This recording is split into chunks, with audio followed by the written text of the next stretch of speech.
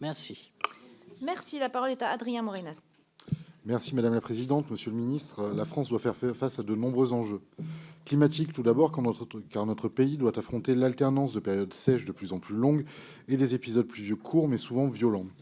Ces événements climatiques ont un réel impact sur nos cultures. Des projets d'irrigation locaux apportent de vraies solutions pour pallier ce manque d'eau et permettent de développer une agriculture plus sobre. Ces projets, bien qu'ambitieux, ne règlent pas en totalité la problématique. Beaucoup de pays européens développent de grandes stratégies afin d'apporter des réponses globales. Pour ne citer qu'un exemple, je prendrai celui de la réutilisation des eaux usées traitées. Cette méthode représente près de 17% de l'irrigation en Espagne, quand en France, elle n'excède pas les 1%. Le second enjeu porte sur les produits phytopharmaceutiques. Ces produits, dont l'usage est réglementé en France et interdit pour certains, sont utilisés de façon beaucoup moins scrupuleuse par nos voisins européens, entraînant de ce fait une réelle distorsion de concurrence pour nos agriculteurs. Monsieur le ministre, comment pouvons-nous mettre en place une stratégie globale pour que notre agriculture soit compétitive tout en respectant les impératifs climatiques et sanitaires? Je vous remercie. On dit des fake news. Sur ce qu'évoquait Adrien Morenas, si vous avez évoqué à plusieurs reprises. Moi, j'ai annoncé aux Assises de l'eau, Madame Tufnel en a parlé, je crois, et plusieurs. La France va remettre à l'ordre du jour les retenues d'eau pour l'agriculture, pour plusieurs raisons. Première raison, c'est qu'avec le réchauffement climatique, l'agriculture de demain aura besoin d'eau, de beaucoup moins d'eau. Aujourd'hui, là encore, je vais être positif, les agriculteurs français aujourd'hui utilisent 30% de moins d'eau qu'ils n'en utilisaient il y a 10 ans.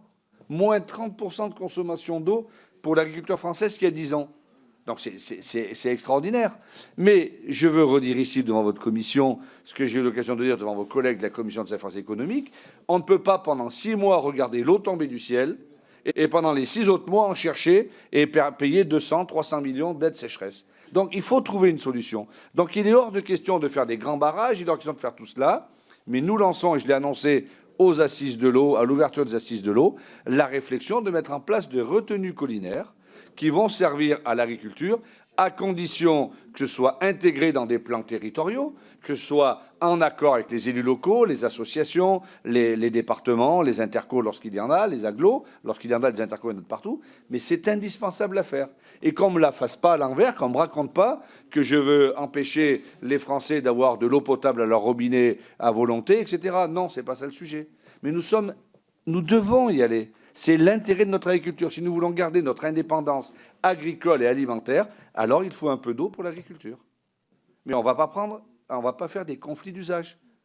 Donc il y a de l'eau sur les toits, il y a de l'eau, ça a été dit tout à l'heure, il y a de l'eau, on peut récupérer de l'eau usée, on peut la traiter. On a besoin d'avoir de l'eau pour notre agriculture. Et donc nous lançons cette réflexion dans le cadre des Assises de l'eau. Globalement, tout le monde est à peu près d'accord, à part la FNE, ce qui n'est pas rien, ce qui n'est pas rien. Je les ai rencontrés, nous avons discuté, nous allons, je pense, avancer et trouver un compromis. Ça ne peut se faire qu'avec des accords de mettre en place des plans territoriaux.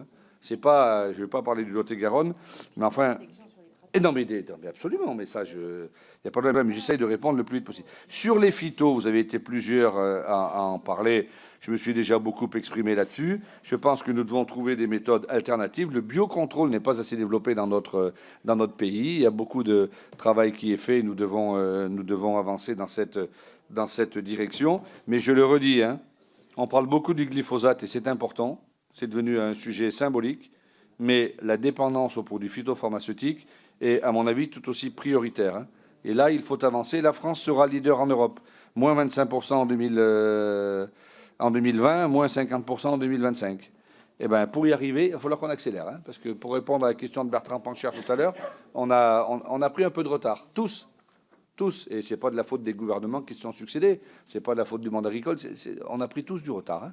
Donc il va falloir avancer dans cette direction. J'y réponds.